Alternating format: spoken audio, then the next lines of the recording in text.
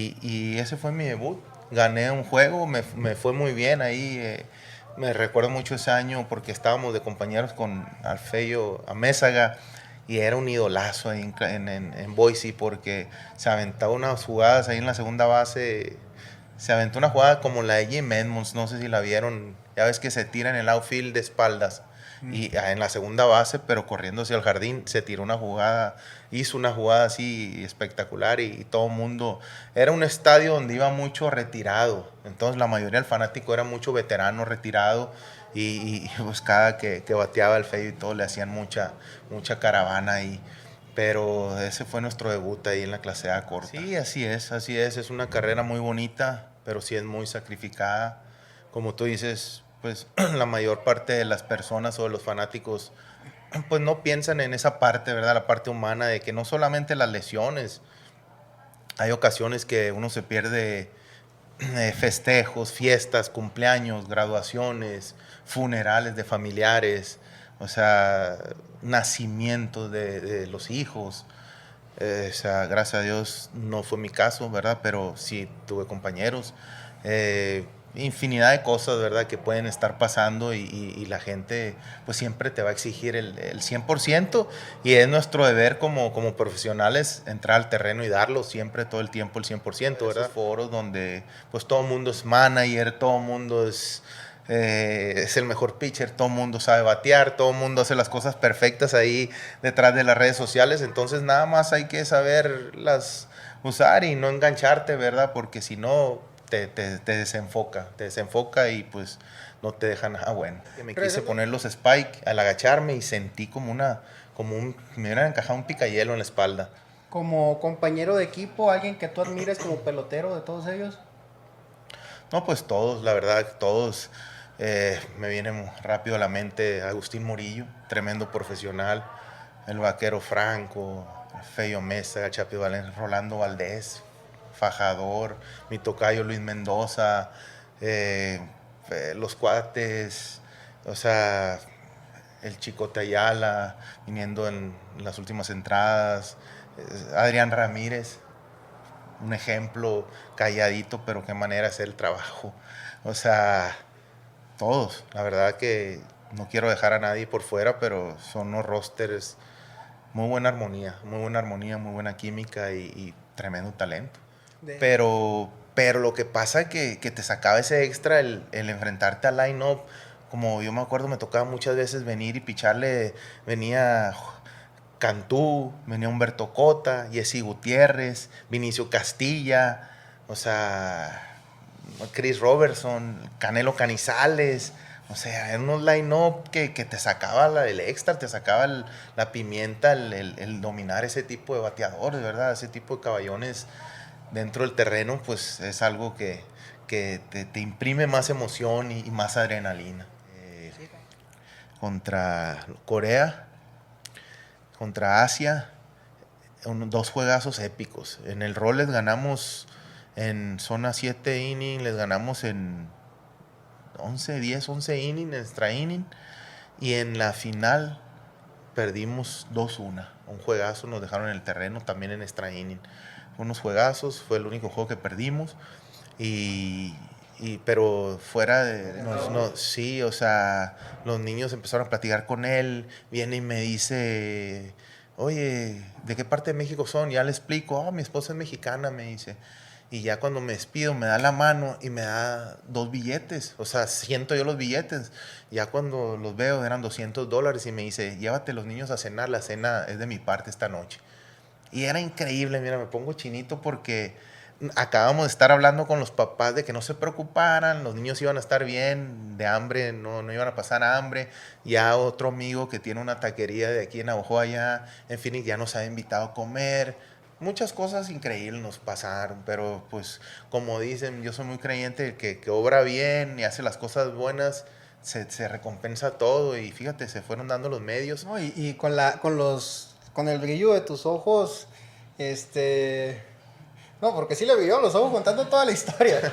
No, es que fueron cosas que puedes escribir una película, la verdad, o sea, muy fregón. Por el mundo, pero de Obregón, oriundo de la pasión a la fama, hay solo un segundo. Hola, ¿qué tal, peloteros? Nos encontramos aquí en un episodio más de la serie de podcast de Peloteros por el Mundo. Ahora con uno de los, yo creo, mejores relevos, tanto intermedios como cerradores de la década pasada y antepasada del béisbol mexicano, Mario Mendoza hijo. ¿Qué tal? Buenas tardes y muchas gracias por la invitación y aquí estamos a la orden. Fíjate, Mario, tú, hijo de una leyenda del béisbol mexicano, uno de los peloteros más recordados de todos los tiempos, ¿fue tu papá o cuál fue tu foco de inspiración para ser pelotero? Bueno, pues desde que tengo uso de razón, como tú lo mencionas, pues crecí prácticamente en los estadios al lado de él. Yo no tenía otra ilusión que las vacaciones me dejara mi mamá salir antes, una semana antes, y irnos a donde estuviese mi papá. Para mí era lo máximo y siempre quise ser jugador. Lo veía a él, veía a sus compañeros y claro, fue mi máxima inspiración y así crecí viendo el béisbol que se jugaba antes y la verdad pues te vas enamorando, te vas apasionando de la pelota y así fue como me nació el gusto por el béisbol. Aunque también eres un jugador retirado, vamos a decir, no hace mucho tiempo, ¿no? O sea, jugaste creo 17 temporadas, te retiraste 18 temporadas. 18 temporadas, te retiraste hace como unos 5 años, 6 años. Ya hace 6 años más o menos, años, sí. Más o menos, entonces 45 años de edad, acabas de decir el béisbol de antes, pero yo pensaría más que te tocó ver el béisbol de los años 90, algo así, ¿no? Sí, pero te digo, o sea, crecí viendo los 80s, nací en el 79, los 90, ese fue el béisbol que yo crecí viendo, un poquito diferente al actual. Y algo que tú recuerdes de aquellos años acá en tu infancia, que tú digas, esto me marcó como para ser pelotero, que nos quieras compartir. Pues son infinidad de recuerdos, ¿verdad? Yo me acuerdo que en el equipo que él estuviera siempre me mandaba a hacer mi uniforme y era lo máximo para mí. Yo me uniformaba igual que él y sus compañeros y aunque yo tuviera 8, 9 años, 10 años y ya te crees, te sientes uno más, te sientes parte del equipo, disfrutas las victorias, sufres las derrotas y son muchas vivencias, muchos recuerdos. Después cuando él fue manager en Estados Unidos, yo tenía como 10, 11 años y yo me metí ahí a la práctica y les agarraba los tiros en primera base. Me gustaba la primera base así a esa edad porque como hay protecciones y no podía andar libre en el campo porque estaba pequeño aún. Entonces me ponía en primera y les agarraba los tiros al shortstop, al segunda base y así fue como me empecé a acoplar en las prácticas y luego fildeando ahí atrás pues los batazos de los bateadores y son muchos recuerdos, infinidad de jugadores que podría ser que me tocó ser bad boy o correbolas o mandadero de ellos, ¿verdad? Porque a veces cuando estaban en ligas menores me tocaron muchas estrellas, Jim Edmonds, que mi papá fue el manager de ellos, Garrett Anderson, muchos jugadores, ¿verdad? Entonces, muy bonitos recuerdos. Bueno, pasas una infancia beisbolera y supongo yo comienzas a jugar. Tu carrera como profesional comienza en Estados Unidos. Mayormente casi todos pues comienzan aquí jugando en México. ¿Cuál fue el puente o cómo fue que tú firmaste para jugar como pelotero profesional allá? Sí, así es. Yo inicié por medio del draft de Estados Unidos. Yo al terminar la preparatoria aquí en Navojoa, me fui un año de intercambio a Estados Unidos para practicar y mejorar el inglés que practicaba yo cada verano que iba, te digo, cuando mi papá estaba ahí en ligas menores de instructor, pues en los veranos nos íbamos 2-3 meses en las vacaciones largas y ahí era como practicaba y no me daba vergüenza porque como había muchos latinos que estaban peor que yo en ese aspecto en el inglés, entonces me decían, oye Junior, ven, pídeme esto, pídeme la hamburguesa, ¿cómo se dice esto? Entonces yo me fui soltando y eso me ayudó bastante para el inglés. Después me fui de intercambio un año cerquita de Filadelfia, en Pensilvania, a hacer tercero de prepa. Y el terminar ahí la prepa fue como incursioné a un junior college aquí en Arizona, entre Tucson y Phoenix, en Casa Grande, Arizona. Un junior college, muy buen programa de béisbol. Ahí fuimos a la Serie Mundial de los Junior College y al siguiente año salí drafteado de ahí. Y ahí fue como inicié la pelota profesional. De Estados Unidos. Y ya como lanzador, porque muchas veces, no sé si sea material genético o qué es lo que pasa, ¿no? Que mayormente cuando hay un junior en el béisbol o un hijo de pelotero, casi siempre juega en la misma posición, o si es jugador de cuadro, catcher. En tu caso, pues como lanzador, tu papá como shortstop. ¿Desde cuándo te definiste como lanzador? ¿Fuiste shortstop en algún momento? Sí, así? sí, fíjate que mis primeros años en la liga de aquí, en la escuelita, yo jugaba shortstop, tercera base, jugaba cuadro en general. Y fue como a los 13, 14 años que empecé a hacer apariciones de relevo, empecé a abrir juegos. Me fue gustando la adrenalina que implicaba estar en la loma. Tú sabes que en otra posición, pues a veces te sale una rola, a veces te sale un batazo en todo el juego. Aunque el short, pues sí es una posición donde hay mucha acción por lo regular, ¿verdad? Pero a veces que... Y me gustó eso, sentir el control del juego en las manos, estando en la loma, todo lo que implicaba. Y ya después en la preparatoria, te digo, en Estados Unidos, en mi tercer año, jugaba short y pichaba. Y cuando llegué al colegio me hicieron un tryout para ver si me aceptaban y me daban la beca y todo eso.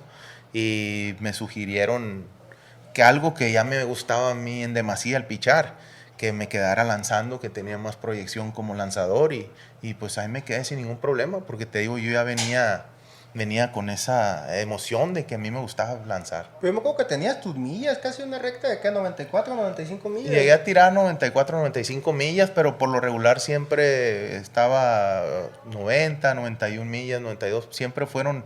Yo me acostumbré, no sé, nadie me enseñó desde chico a tirar rectas la bola de 2 costuras y se me cinqueaba una acción por la acción natural de mi brazo. Entonces se me cinqueaba la pelota y por siempre la tiré de 2 costuras y por lo regular para que tengas más velocidad pues se recomienda tirar la recta de 4 costuras. Fíjate que, bueno, ahorita estamos hablando de tu carrera y todo, ¿no? Pero siempre es como un legado familiar el que cae en ti y me pongo mucho a pensar y me regreso un poco a esos años de tu vida. ¿Tú crees que para un pelotero como tú, que es hijo de un pelotero profesional o cualquier otro que esté en ese tipo de posición como jugador, es más fácil o es más difícil el llegar a profesional? Lo pregunto porque muchas veces vemos al pro, ¿no? Como, no sé, pues Mario Mendoza en el shortstop como jugador, pero como papás muchas veces pueden ser más estrictos cuando juegas o pueden ser más suaves o depende mucho de la crianza. Pero ¿cómo fue eso para ti? ¿Tú lo consideras que te abrió más puertas o te lo hizo más difícil o no hubo ahí cosas? Sí, pues es una buena pregunta porque tiene sus pros y sus contras. Por ejemplo, pues lógicamente te abre más puertas, ¿verdad? El traer ya sangre, como se dice, o en el béisbol pedigrí de que un familiar ya jugó pelota. En este caso, pues más mi padre, ¿verdad? Que tuvo el honor y la gracia de ser Grandes Ligas. Pero a su vez también te exige un poquito más, yo creo, o en lo personal siempre está latente en tu mente de que, yo no quiero que diga el de al lado que, él está jugando profesional porque el papá jugó o tiene las conexiones. Y eso se va a ver siempre. Entonces es un poquito más exigente. Lo mismo ahora a veces me pasa a mí con mi hijo, que le digo, tienes que echarle ganas. Y a veces se pone a pensar uno y peca de no exigente de estarles exigiendo algo que no tienen, ¿verdad? Sino que uno sabe el talento, cuando hay talento, entonces por eso trata de desarrollarlo al máximo. Pero por el otro lado, por ejemplo, a mí me tocó en dos épocas distintas que mi padre fuera mi manager. Me tocó aquí con Navojoa y me tocó en clase A en Estados Unidos. De hecho, en clase A estuvo el Feyo Mésaga, Francisco Rodríguez, 2, 3 jugadores, el venezolano, el Kid, que jugaron Grandes Ligas. Entonces, cuando a mí me suben de la clase A media a la fuerte, que él era el manager, pues obviamente, y vengo en la rotación porque yo estaba abriendo juegos allá, a quitarle un lugar a un americano en la rotación. Pues sí, rápido yo sentía todas las miradas encima y uno siente, ¿verdad?, el peso de cargar con eso, de que está aquí por el papá o está aquí porque realmente tiene la habilidad o el talento. Pero gracias a Dios, pues fuimos demostrando que podíamos estar donde teníamos que estar. Lamentablemente, después de ese año yo tuve una lesión en la espalda y eso me truncó un poquito mi carrera en ligas menores en Estados Unidos. Que así jugué, mucha gente no sabe, pero así jugué los próximos 16 años con problemas de la espalda. O sea, no era lesión, era dolor, molestia. No, sí, tuve una fisura de estrés en una vértebra después de mi segundo año, en mi segundo año con Anaheim. Y yo el primer año gané 8 juegos y perdí 2. Te estoy hablando de un equipo donde estaba John Lackey, era el otro abridor, había varios prospectos. Yo tuve la fortuna, no jugué ni Liga Dominicana de Verano, ni Rookie. Llegué directo a clase A corta. Y después de esa temporada, a la siguiente empecé en la clase A media. Lideré toda la liga en innings lanzados. Tiré 99 innings y un tercio en la primera vuelta. Y ahí después vino un poquito la molestia, me empezó a molestar. Hasta que llegó un día que me quise poner los spike al agacharme y sentí me hubieran encajado un picayelo en la espalda. Y ahí me dieron tratamiento, empezaron los estudios y tuve una fisura de estrés en una vértebra. Es invierno, tuve que traer una faja, inmovilizado 2, 3 meses. Después regresé al siguiente año sprint train terapia y así ya después se fisura un lado de la vértebra y después lo que me dijo el doctor fue uno de los días que jamás se me va a olvidar porque el doctor de Grandes Ligas me dice, mañana te vamos a hacer otro estudio. Una resonancia con contraste, le llaman, te ponen como un tipo de tinta para que se iluminen todos los, no sé, las articulaciones, tendones, ligamentos. Y me dice, dependiendo de ese estudio, vamos a ver si vas a poder seguir jugando béisbol o no. Imagínate, era mi segundo año en pelota profesional, lo que siempre había deseado toda mi vida. Pues no dormí prácticamente. Yo tenía 19 años. ¿Te dijeron la causa exacta de por qué la lesión?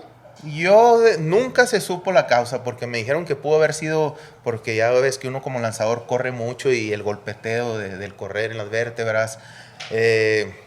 Yo nunca, te digo, nadie me pudo decir fue por esto otro, pero yo le echo la culpa. Yo nunca tuve una buena mecánica. A mí nadie, te repito, yo empecé a hacer relevos y eso y nunca nadie ya cuando me quisieron corregir, pues yo ya tenía tiempo haciéndolo mal y mi caída siempre fue mal con mi pie izquierdo de aterrizaje. Entonces yo caía prácticamente con la punta del pie apuntando más. La punta del pie debe apuntar hacia el home todo el tiempo y mi punta del pie apuntaba más hacia el lado entre el home y primera base. Entonces caía un poco con el talón y yo creo que eso derivó a que hubiera ahí problemitas con la espalda. Te repito, nunca me dieron el por qué, pero yo siento que fue algo así y por eso ahora que andamos con niños y todo eso es tan importante la edad de 9, 10 años. Eso ahí siempre les doy el consejo a los instructores, tratar de corregir todos esos detalles porque si no los corriges a los 7, 8, 9, 10, ya a los 13, 14, 15, 16 es imposible. El cerebro ya está muy acostumbrado a hacerlo, tanta repetición de una manera que es muy difícil. Fíjate, aquí me surgen dos preguntas, aprovechándote a ti como profesional. Primero, hablando del béisbol infantil, yo vengo de una generación donde muchos que ni siquiera íbamos a pintar para profesionales jugamos béisbol, ¿no? Y que jugábamos en una escuelita revueltos con gente que sí iba, obviamente tenía el talento para ser profesional, que llegó a profesional, porque tú sabes, ¿no? De escuelita las selecciones regionales, estatales y todo eso. ¿No sientes que de alguna manera el béisbol en la región está descuidando mucho a los niños? Como tú dijiste, niños de 9, 10, 11, 12 años, ya las escuelitas no se ven tan llenas de niños y no van a ser prospectos profesionales. Pues la verdad, no sé allá cómo esté la situación ahorita, pero aquí en el Valle del Mayo y en lo particular en Navojoa, de hecho, al contrario, han venido, se ha obtenido muchos logros en los últimos años. Ayer acaba de ganar el equipito, la 11-12, el pase al Mundial de Cal Ripken, equipo de aquí en Navojoa, con un par de refuerzos de Obregón, creo.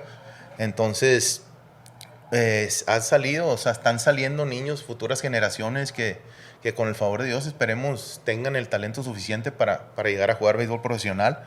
Pero, pero sí, porque se le ha puesto un poquito más atención ahí a ese tipo, te digo, las edades de 7, 8, 9, 10 años son cruciales para corregir sobre todo fundamentos y la mecánica en los niños. Sí, que es como la memoria muscular que van generando, ¿no? Así El es, condicionamiento así de los niños y todo eso. Se complica un poco más para ti trabajar con niños de esa edad que con muchachos más grandes, más complejo ese tipo de entrenamientos.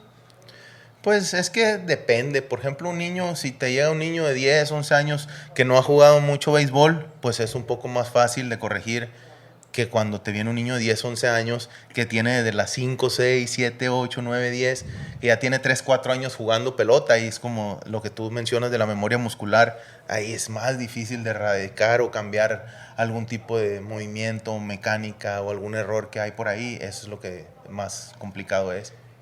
Y fíjate cómo se ven acá preguntas de ese índole para seguir con lo tuyo. Tú eres scout, scouteas amateur y todo, pero cuando ves niños ya se les ve la casta de profesionales para el futuro, porque yo me acuerdo que había muchos morritos que eran bien buscados en las escuelitas, pero tú dices, este sí, este no, o hay unos que ya se les ve que van a ser buenos, pero no profesionales.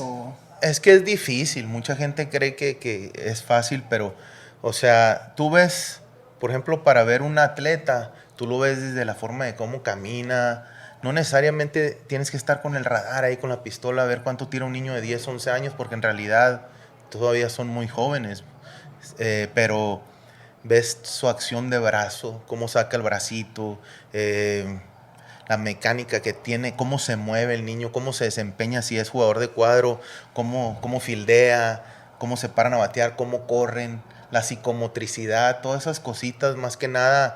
Y es muy difícil de decir a los 10, 11, 12 años, este niño tiene todo para llegar a Grandes Ligas. Es imposible. Es una proyección que tú das bajo tu experiencia y siempre pues desgraciadamente no hay una regla, un parámetro que te diga este niño va a ser, porque es muy difícil. Es proyecciones que, pues, como te digo, de muchas, ojalá y salgan algunas, pero sí no es tan fácil. Mario, y fueron varias temporadas en ligas menores hasta que llegaste a la AAA, ¿no? Te quedaste en la antesala de Grandes Ligas. ¿Cómo es la experiencia de un pelotero cuando ya llegas a ese nivel? Pues es el sueño, ¿verdad?, de todo mundo. Yo, como te decía hace rato, debido a la lesión que tuve en la espalda, cambió un poquito mi estatus que tenía de prospecto. Pues fui un jugador más de ligas menores, ¿verdad? Porque, no sé, a lo mejor pensaban que en cualquier momento me podía tener una lesión más fuerte o algo, ¿verdad?, en la espalda. Pero yo estaba en clase A fuerte cuando se lastimaron 2 pitchers en AAA y de clase A me subieron a AAA. Estuve ahí un par de semanas y luego ya me bajaron a AA. Pero sí, fueron 5 años, aproximadamente 5 años en ligas menores con Anaheim. Y después me prestaron a Zaraperos de Saltillo, donde salí drafteado y ya regresé acá a la Liga Mexicana. Y luego debutas en Liga Mexicana del Pacífico ese año con Navojoa, ¿verdad? Sí, con Mayos de Navojoa. Tu papá es manager y todo eso. Y ahí ya pasan, ¿qué será? Ahorita nos estabas contando que te operaste en 2011 la espalda. ¿Cómo cuántos años pasan desde tu debut en México hasta tu operación? Bueno, cuando debuté era Houston Jiménez el manager. Okay. Después mi papá vino a los Mayos. Tuve 3 operaciones en la pelota. En el 2009 debuté con Mayos. Estuve, ¿qué será?, 4 o 5 años y luego tuve mi primera operación en el codo de lanzar, que fue una limpieza muy común en los lanzadores. No fue tomillón, fue una limpieza estiofito, se te hacen como callosidades, calcificaciones, ¿verdad?, en el codo y gracias a Dios jamás me volvió a molestar después de la operación. Ahí perdí prácticamente no perdí mucho porque me operé en enero, cuando se terminó la temporada con Mayos. Saraperos de Saltillo me mandó, me operé y ya empecé a lanzar como en mayo, allá en la de verano. Después, en el 2011, la espalda, igual, fue en Saltillo. Recuerdo perfecto porque fue un Día de las Madres, un 10 de mayo, 9 para 10 de mayo cuando me operaron. Y la última operación fue un menisco, la rodilla izquierda, se me atoró el spike en una jugada ya en el 2014, perdón, en el 2012. Mi último año con Zaraperos de Saltillo, se me atoró el spike y me tronó un menisco y fueron las cirugías que yo tuve en la pelota. Fíjate, nos comentabas que fueron 16 años de tu carrera, prácticamente toda tu carrera jugando lesionado, ¿no? O sea, ahí cómo es el procedimiento, qué es lo que hacías, porque, bueno, lo que yo escuchaba, yo no soy profesional, yo nomás escuchaba, ¿no? Que muchas veces los inyectan para el dolor antes de los juegos, pero la lesión ahí queda, ¿no? Sí, más que nada pues te acostumbras a jugar con molestias y dolor. Obviamente cuando son dolores que de plano no te puedes mover o te está imposibilitando hacer lo que normalmente haces o te desempeñas, pues ahí ya es cuando pues es imposible, ¿verdad? Pero cuando son dolores o molestias, pues aprendes a lidiar con ellas. Sí, en algunas ocasiones, pues para poder que me pudiera dejar jugar, seguir lanzando la espalda, si entraba a quirófano, me ponían, pues prácticamente son inyecciones de cortisona, ¿verdad? Lo que te mata el dolor 6 meses, como relojito. Yo ya sabía que a los 6 meses venía la molestia otra vez, a veces aguantaba un poco más, pero así, te digo, más que nada te acostumbras a darlo todo así con las molestias. Sí, es la entrega del pelotero profesional que muchas veces el aficionado no ve, ¿no? Detrás de cámaras muchas veces los vemos nosotros jugando y vemos lo bonito, ¿no? Que es el béisbol, el espectáculo, mucho que van al estadio, que la cheve, la pantalla, la mascota, el juego, el baile ahora que se usan esos después del juego, pero la materia prima que es el pelotero, como en muchos trabajos, o como en la mayoría de los trabajos, o en todos los trabajos, es mucho sacrificio, bastante dedicación, porque prácticamente viven fuera de su ciudad todo el año. Y no se da cuenta muchas veces el aficionado que, pues Mario Mendoza jugó 16 años lesionado, pero no solamente Mario Mendoza, muchos peloteros han jugado así y aún así están ahí poniéndose la camiseta, ¿no? Para representar a la ciudad, al equipo, a veces al país. Sí, así es una carrera muy bonita, pero sí es muy sacrificada. Como tú dices, pues la mayor parte de las personas o de los fanáticos pues no piensan en esa parte, ¿verdad? La parte humana de que no solamente las lesiones, hay ocasiones que uno se pierde festejos, fiestas, cumpleaños, graduaciones, funerales de familiares, o sea, nacimientos de los hijos. O sea, gracias a Dios no fue mi caso, ¿verdad? Pero sí tuve compañeros. Infinidad de cosas, ¿verdad? Que pueden estar pasando y la gente pues siempre te va a exigir el 100% y es nuestro deber como profesionales entrar al terreno y darlo siempre, todo el tiempo, el 100%, ¿verdad? Pero sí hay muchas situaciones que por la que nosotros como jugadores pasamos que a ver, la verdad pues mucha gente ni se lo imagina, pero sí tiene su parte muy sacrificada también. Sí, eso me vino mucho a la mente porque ahora con esto de las redes sociales yo creo se da más en el pelotero joven que a veces hasta discuten con el aficionado, con otros peloteros. ¿Tú crees que es cuestión ya de las nuevas generaciones? O porque antes yo los veía que la gente le gritaba al pelotero y todo, y el pelotero siempre está enfocado en el juego, dando el 100%. ¿Tú cómo lidiabas con eso? Porque siempre había días muy buenos en los que la gente, pues, apoyando a Mario Mendoza, y a veces que hasta gritos o insultos de un aficionado. ¿Cómo lo sientes el pelotero ahí? Sí, pues es difícil, pero como tú dices, tratas de enfocarte y ahora sí que hacer, ¿cómo se dice? Oídos sordos, ¿verdad? O sea, no escuchar los críticas o los gritos o tratar de estar concentrado uno al 100%, que a veces sí es difícil, pero pues son otros tiempos, ¿verdad? Las redes sociales son muy buenas para muchas cosas, pero tienes que tener cuidado porque pues te pueden hundir en otras. Entonces, a mí en lo personal, yo las he usado mucho para reencontrarme con excompañeros que tenía 20 años que no sabía de ellos y la realidad pues es una de las partes favoritas por las cuales me han beneficiado, ¿verdad? Pero pues antes lo que yo hacía, que en mis tiempos pues era el Twitter que se empezaba a usar y todo el mundo, pues ahí veíamos las noticias y eso. Y pues trata de estar alejado porque siempre va a haber esos foros donde pues todo el mundo es manager, todo el mundo es el mejor pitcher, todo el mundo sabe batear, todo el mundo hace las cosas perfectas ahí detrás de las redes sociales. Entonces nada más hay que saberlas usar y no engancharte, ¿verdad? Porque si no te desenfoca y pues no te deja nada bueno. Regresando un poquito el tiempo, hasta antes del 2011, debutaste en clase A, pero no nos platicaste cómo fue tu debut. ¿Cómo fue tu debut como profesional? Bueno, mi debut fue en Boise. Yo estaba con el equipo de Boise Idaho en clase A corta y abriendo juegos. Abrí un juego ahí en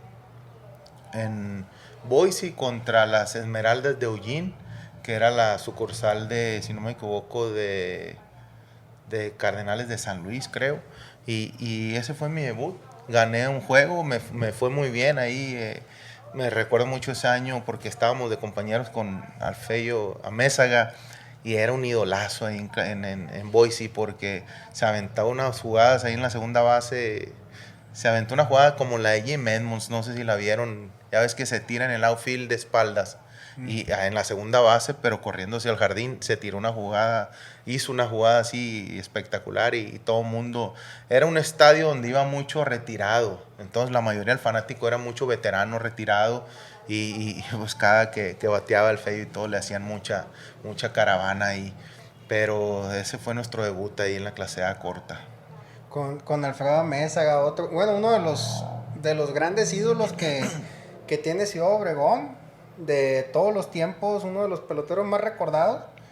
Y de la camada tuya y de la generación tuya, que yo creo son la generación más querida por todos los aficionados ahí en Ciudad Obregón.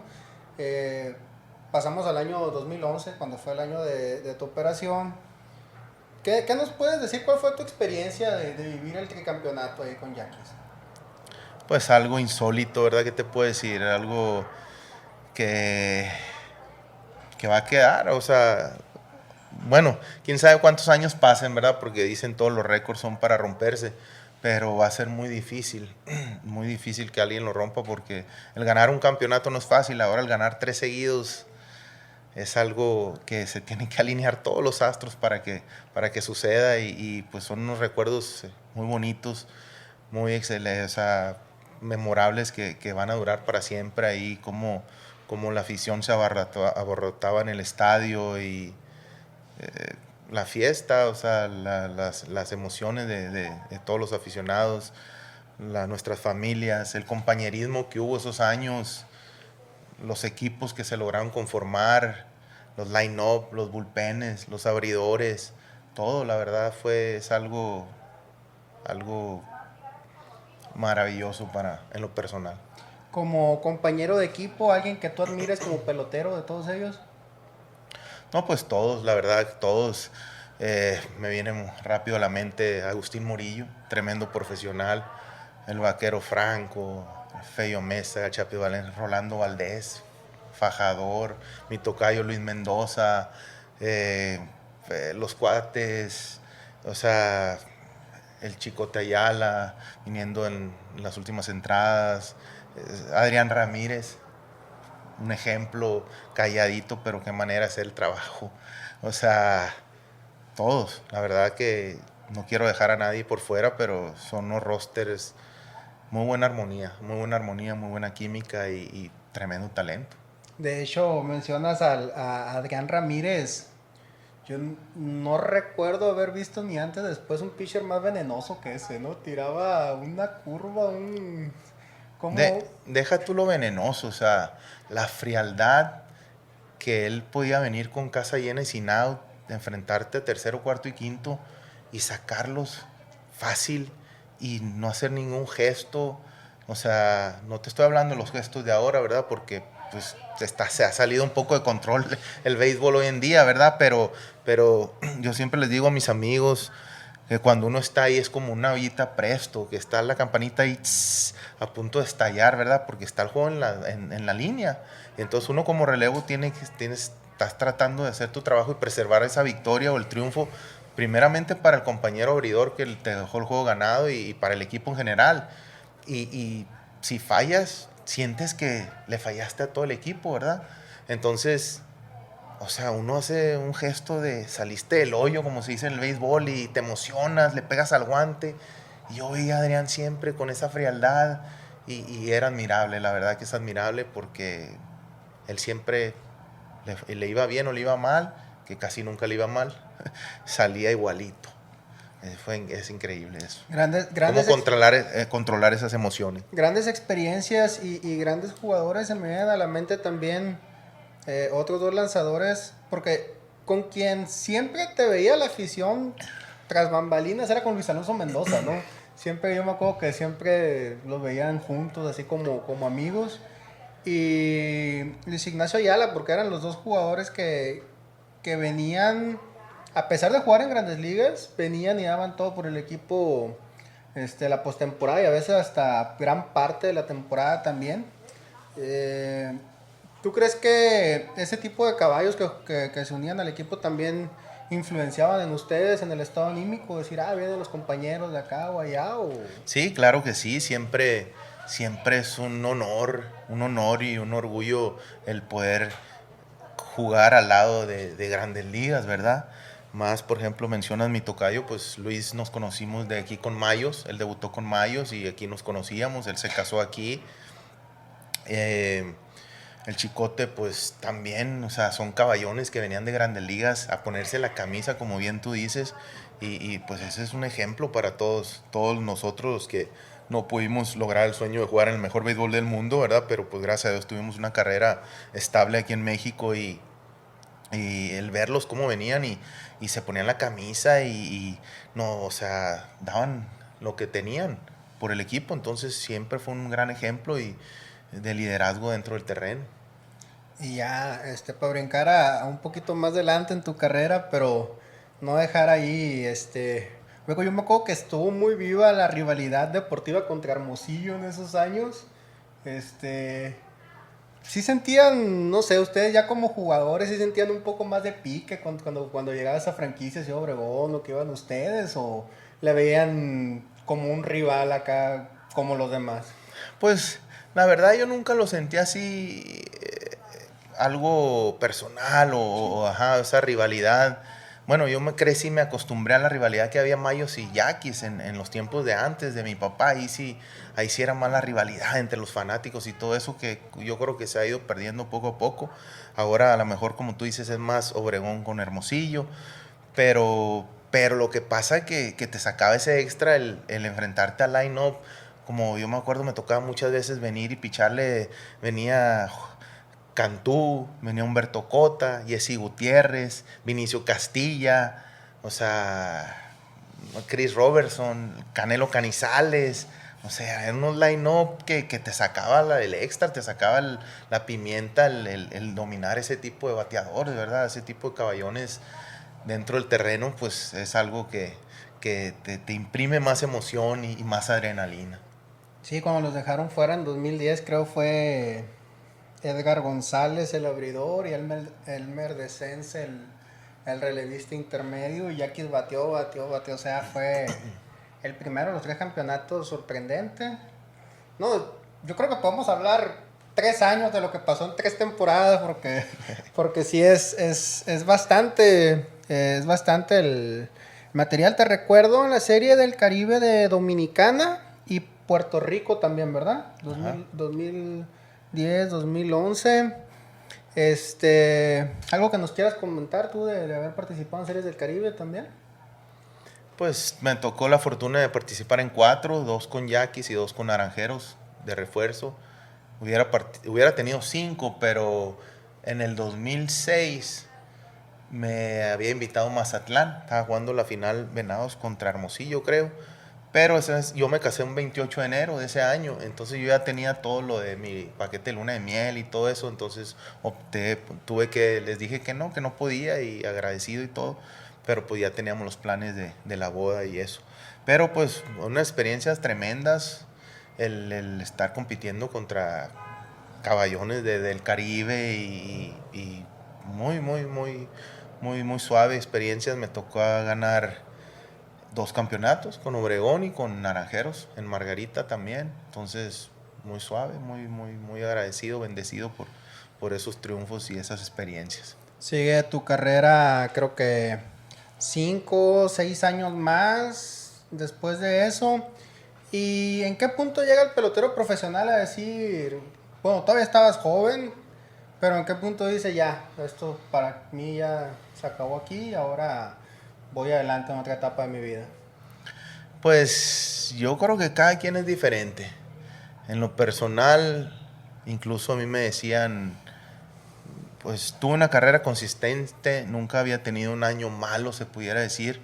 Y ya mi último año, aunado a que, por ejemplo, mi último año con Obregón, yo fui líder bueno, en el antepenúltimo, fui líder de apariciones, tiré 43 salidas en 66 juegos, que creo que era la temporada. Fui líder en apariciones, hubo semanas que tiré hasta 6 juegos seguidos. Entonces, todo eso, y no le echo, o sea, eso es personal porque uno se pone la camisa y uno puede decir, hoy no estoy listo, ¿verdad? Pero uno pues siempre tratando de ayudar y te pones la camisa bien puesta.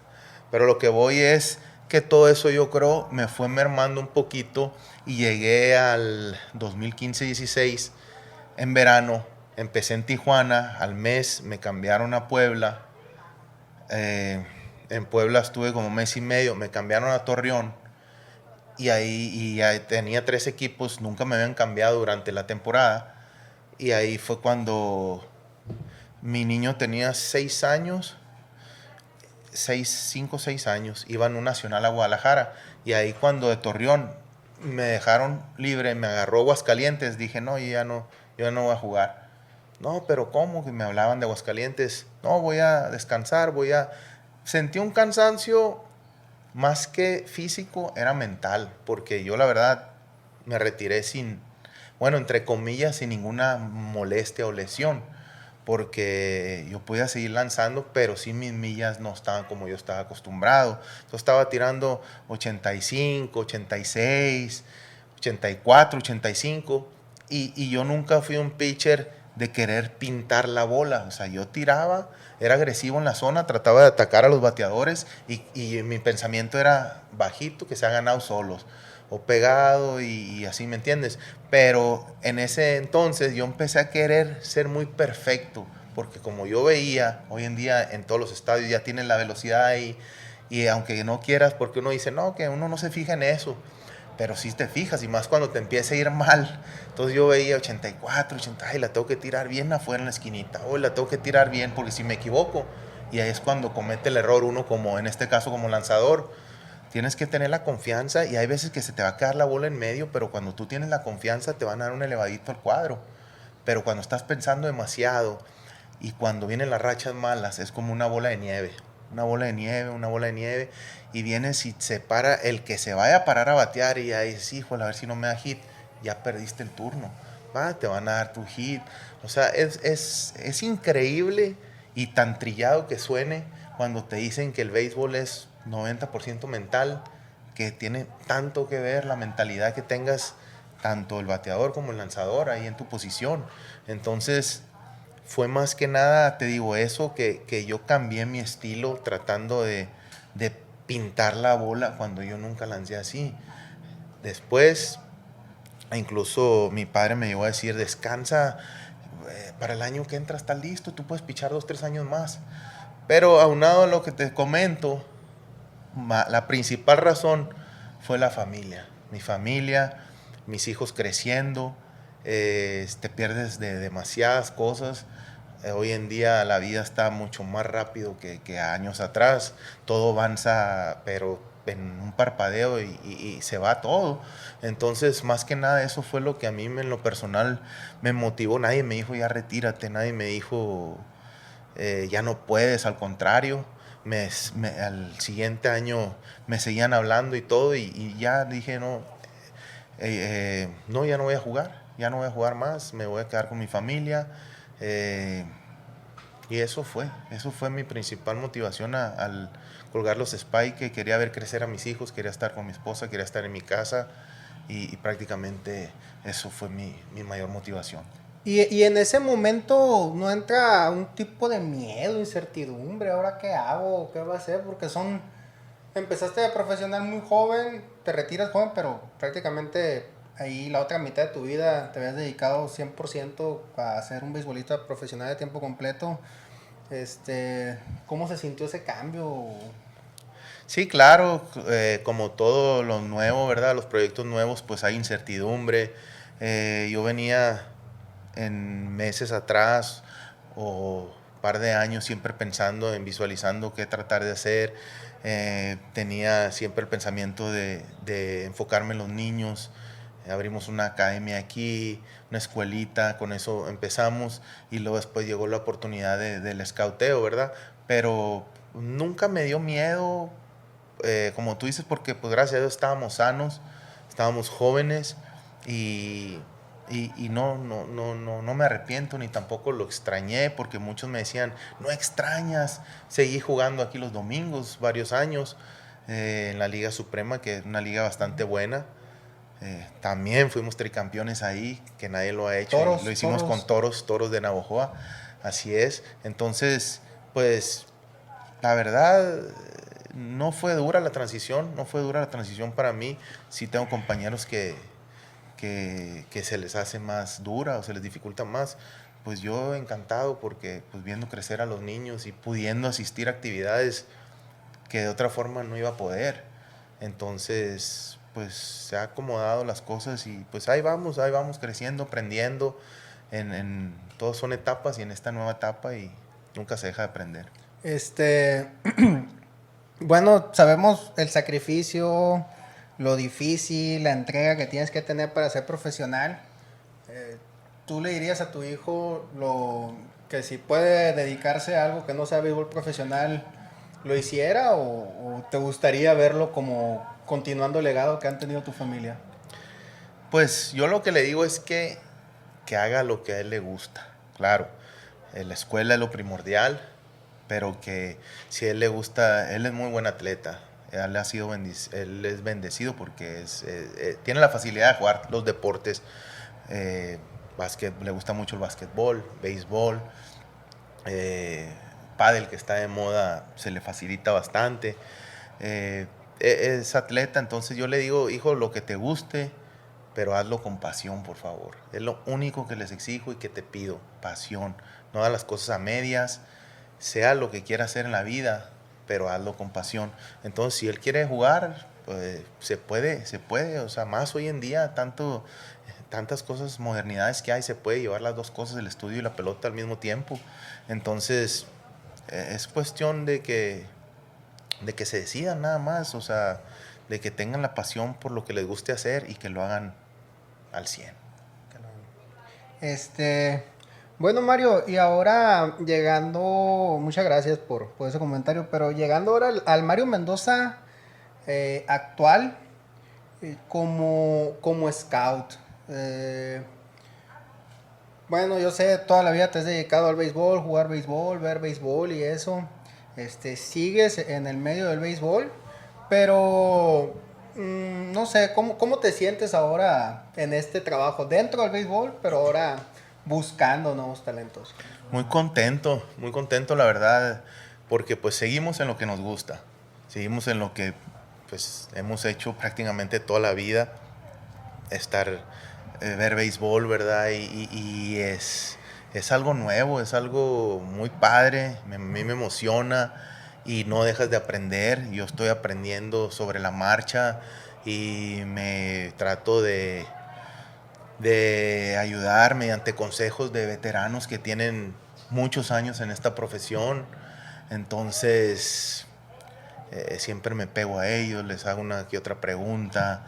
Es interesante, es muy interesante porque, como te digo, no es fácil.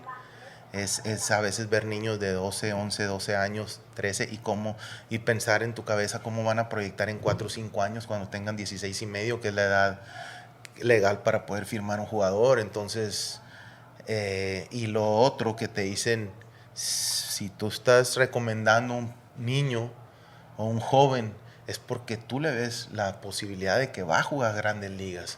Entonces de ahí parte lo difícil que es. Aquí yo al principio tenía mis amigos que no, que vamos a hacer esto, no puedo porque voy a salir. Y ya regresaba de algún viaje a ir a ver algún evento de muchachos y ¿a cuántos firmaste? Me decían.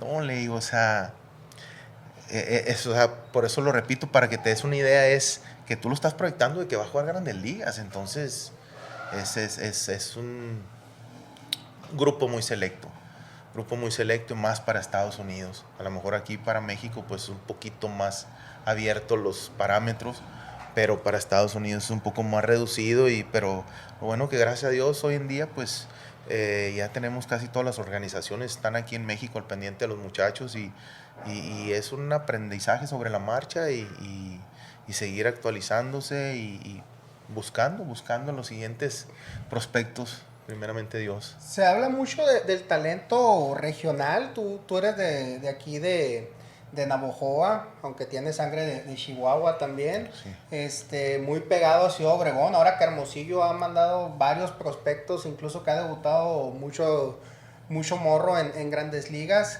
Pero muchos de los scouts de Grandes Ligas están aquí, entre el Yaqui y el Mayo, ¿verdad? ¿Es coincidencia o es cuestión del talento que hay en la región? Pues yo creo que un poco de las dos a lo mejor, porque sí, las organizaciones lo saben. Ellos saben que Sonora, Sinaloa, Baja California hoy en día está saliendo mucho jugador, mucho joven de por allá, Veracruz.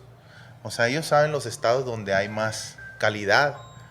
Entonces, como tú lo mencionas, sí, aquí en la región de Obregón, Navojoa, Hermosillo, habemos yo creo que casi cerca de la mitad de las organizaciones en escauteo. Sí, hay varios scouts por acá. Sí, o sea, y, y ahora que el mexicano tuvo, creo, bueno, los mexicanos en general tuvieron apariciones récord hace como 2 o 3 temporadas en Grandes Ligas. Esta temporada han sido pocos los que han tenido la dicha o la suerte o se les ha hecho quedar como parte del roster principal y estar activos. ¿Qué pasa con el pelotero mexicano que no lo vemos en tanta cantidad en Estados Unidos? Pues a veces es la maduración. Desgraciadamente el pelotero mexicano a veces maduramos un poco más tarde principalmente físicamente. En lo físico, lo comentaba los otros días ahí con un compañero de que, porque me decía, ¿por qué ahora que fue el Panamericano de 15 años y menores y todo eso, viendo las diferencias? La situación es que, por ejemplo, a veces aquí a nosotros nos falta la fortaleza física, pero tenemos los fundamentos bien sólidos. Y a veces en otros países tienen lo físico, pero le falta lo mental o los fundamentos. Entonces a veces se tiene que hacer un complemento entre las dos. Yo creo que aquí lo principal sería ya en edades de 13, 14 años, inculcarles a los niños, a los prospectos, fortaleza física junto con su béisbol, que no nomás sean puros torneos, torneo tras torneo, porque a veces no te da tiempo de fortalecer el físico, ¿verdad? Y allá es al revés, allá se preparan. Te hablo de los países de a veces de Venezuela, Dominicana, donde salen mayor número de prospectos, ¿verdad? Que se preparan la fortaleza, ellos se preparan a estar fuertes, grandes, y aparte, pues obviamente la genética, pues nos lleva a la delantera y sí no podemos hacer mucho, pero sí sería importante eso de un complemento, lo físico, junto con el estar jugando, el fogueo de los torneos y todo ese rollo, porque a veces nomás nos concentramos en los torneos y descuidan un poco la parte física. Y bueno, ya estamos llegando aquí a los últimos minutos de la entrevista. Bueno, Mario, Regresamos después de unas fallas técnicas. Y ya aquí en la recta final ya del podcast, pero muy contentos, muy agradecidos todavía y con algunas preguntitas más. Ahora dedicándote al escauteo en esta etapa, y que estábamos hablando de proyecciones y todo eso, ¿tú crees?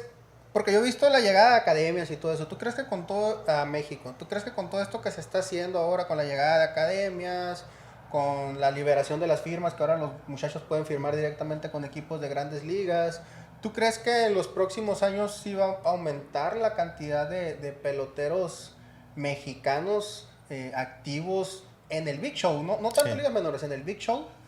Yo creo que sí, hay mucho talento, como te repetía, en todos estos estados hay mucho talento y yo pienso que debe de haber estos últimos meses o estos últimos par de años, la pandemia como todo, ¿verdad? Vino a frenar un poquito todo lo que se había avanzado, yo creo, pero pues fue algo que general, ¿verdad? Pero yo pienso que sí en los próximos años vamos a ver más jugadores llegar al Big Show. Hay mucho talento y debemos de estar viendo más jugadores con el favor de Dios allá arriba. Antes de la despedida, una pregunta a Mario Mendoza, como Mario Mendoza aficionado al béisbol. Pues sabemos obviamente que creciste con la influencia de tu papá, pero más allá de tu papá, ¿algún pelotero que tú digas que te inspiró, que tú admirabas de niño, de adolescente, de joven, que tú digas, este es mi jugador favorito?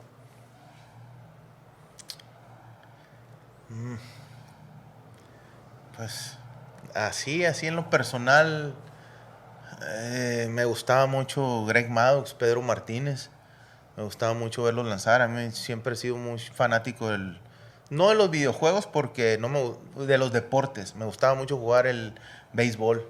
Desde el Atari que me tocó, después el Sega, PlayStation. Siempre he jugado béisbol y me gustaba mucho esos dos lanzadores. Pero pues mi más grande ídolo siempre fue mi padre, dentro del terreno y fuera ni se diga. Otro jugador que me tocó ser compañero de él, pero siempre lo respeto y en la manera que se comportaba en el terreno, fue Morgan Burkhart. Morgan Burkhart para mí fue un pelotero que a la hora del juego se transformaba totalmente. Mucha gente que no lo conoció, a mí me tocó conocerlo muy bien porque jugué verano e invierno con él. Jugué aquí con Mayos con él y en Zaraperos de Saltillo. Entonces, él no era de muchas palabras y hablaba con muy poca gente, y como ya tenía la confianza conmigo, nos llevamos bastante bien. Y la manera en que él se transformaba a la hora del juego, cómo se bloqueaba y se concentraba como un verdadero profesional, siempre se me ha quedado en la mente en cómo se debe de comportar realmente un jugador a las 7:30 que toca la campanada, ¿verdad? Entonces, no es que haya sido mi ídolo, pero sí tengo mucho respeto por él, se me quedó grabado eso. Y bueno, ahora sí ya pasando a la parte final, pues yo de Obregón, ellos también. Y tenemos un aprecio, yo creo, no solamente los que somos fanáticos de Jackie, sino la afición en general, la ciudad en general.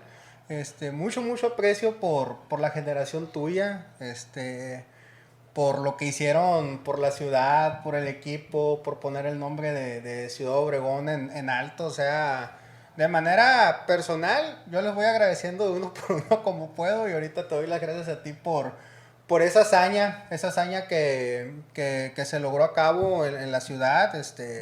Ahorita mencionamos peloteros, Luis Alonso Mendoza, el Chicote, Alfredo Amézaga, los Cuates Contreras, tú, el El Choco Navarro. Iker Franco, Adrián Ramírez, Rolando Valdés, Marco Carrillo, algo inédito, el comandante Eddie Díaz.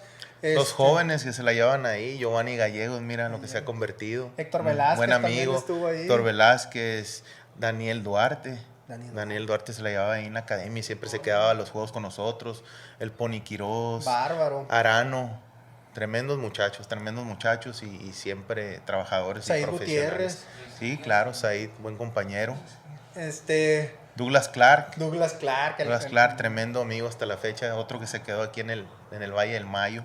Bueno, se casó aquí, pero no vive aquí. Agradeciendo de todo corazón y con toda sinceridad, porque son una historia que pues casi imposible de replicar, ¿no? Y algo muy bonito que yo creo que los que lo vivimos, pobrecitos los que no les tocó porque Ya pues, mero les tocaba a unos pero hace fue un par de asombroso. años. Un saludo o algo que quisieras decirle tú a la afición de Ciudad Obregón que los quiere tanto a ustedes, que los recuerda con tanto cariño. No, pues gracias por esos años, el apoyo que nos brindaron y uno, como te repetí hace rato, lo hace de corazón cuando en lo personal yo me ponía la camisa y el jersey y pues tratamos de darlo ahora sí que todo, físicamente y mentalmente y fueron unos años inolvidables que pues para nosotros nos queda en la memoria y en el corazón y eso pues nadie nos lo va a quitar y como dices tú, es una hazaña muy difícil de lograr, quién sabe si nos toque verla, pero pues por lo menos ahí ya los primeros fuimos nosotros y eso nadie nos lo va a quitar. Sí, antes de terminar nomás, yo sé que no soy en el podcast, pero que nos platicaras un poco de esa travesía que tuvieron con los niños ahí en el torneo infantil hace poco ahí Ahora en agosto pasado. en agosto pasado. Ah, ok. Sí, nosotros después de la pandemia, bueno, empezamos y se vino la pandemia aquí con ligas pequeñas. Aquí nunca había habido otra liga que no fuera la escuelita de toda la vida, ¿verdad? Entonces nosotros viendo más allá, teníamos el sueño de ir a Williamsport. Entonces conseguimos la franquicia. La liga se lleva por nombre Mario Mendoza, por mi padre.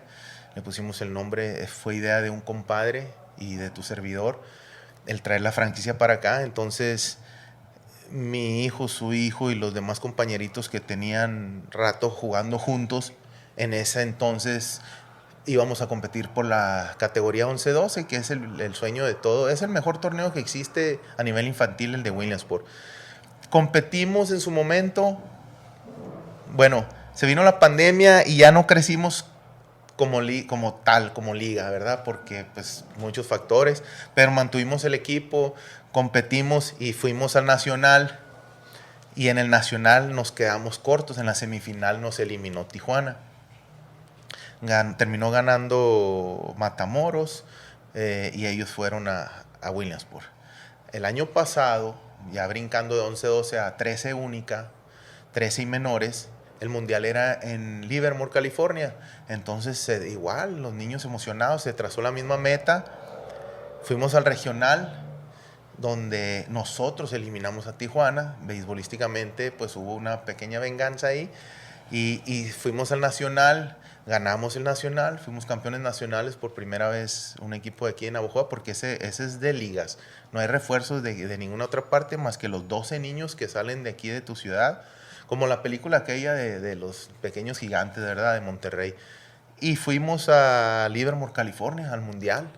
Por primera vez un equipo de Sonora pues participa en un mundial de Navojoa y de Sonora. Ya años atrás, un equipo Hermosillo había ganado ese privilegio. Iban a ir a Williamsport, pero desgraciadamente la pandemia, ese año no hubo internacionales.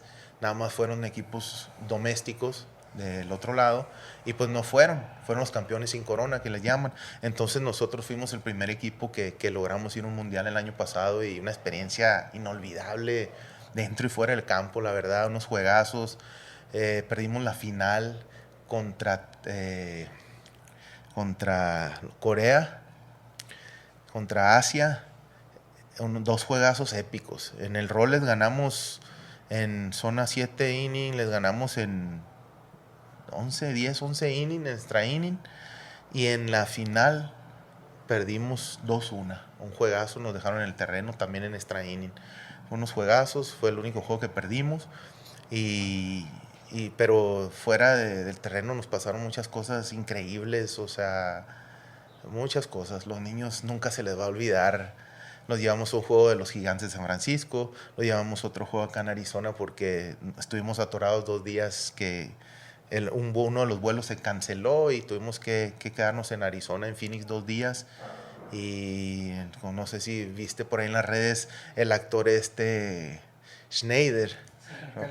Sí, o sea, los niños empezaron a platicar con él, viene y me dice, oye, ¿de qué parte de México son? Ya le explico, mi esposa es mexicana, me dice. Y ya cuando me despido, me da la mano y me da 2 billetes. O sea, siento yo los billetes. Ya cuando los veo eran $200 y me dice, llévate los niños a cenar, la cena es de mi parte esta noche. Y era increíble, mira, me pongo chinito porque acabamos de estar hablando con los papás de que no se preocuparan, los niños iban a estar bien, de hambre, no iban a pasar hambre. Ya otro amigo que tiene una taquería de aquí en Navajo, allá en Phoenix, ya nos ha invitado a comer. Muchas cosas increíbles nos pasaron, pero pues como dicen, yo soy muy creyente que obra bien y hace las cosas buenas, se recompensa todo. Y fíjate, se fueron dando los medios, los llevamos al juego de los Dodgers, de Arizona Diamondbacks contra los Dodgers, y nos toca que abre Julio Urias. Nos toca que abre el paisano, y aparte a los niños yo les conseguí ahí con amigos, Rodrigo López, Campillo, tremendas personas, que estuvieran los niños ahí en la práctica, saludaron a todos los caballones de los Dodgers, de Arizona Diamondbacks, vino Alec Thomas, vinieron varios, el Buki Soria estuvo ahí con nosotros, platicando, unas experiencias que jamás van a olvidar estos morritos, o sea, es algo que lo van a tener por el resto de sus vidas. Y este año ahora vamos por la revancha, año con año hemos subido un peldaño, entonces ya este año nos toca, con el favor de Dios, primero ganar aquí, hay que ir a Monterrey a ganar el Nacional, para ir a Taylor, Michigan a buscar el Mundial. No, y con el brillo de tus ojos, no, porque sí le brilló los ojos contando toda la historia.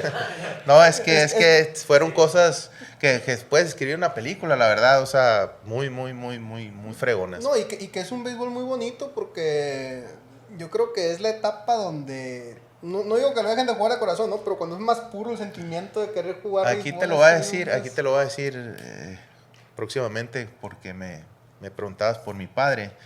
Le vas a hacer esa pregunta y él disfruta mucho más los juegos viendo a los niños que los profesionales, que los grandes. O sea, de la verdad, la pasión que le meten los morritos y las ganas es de admirarse. Y por el hambre de jugar béisbol, o sea...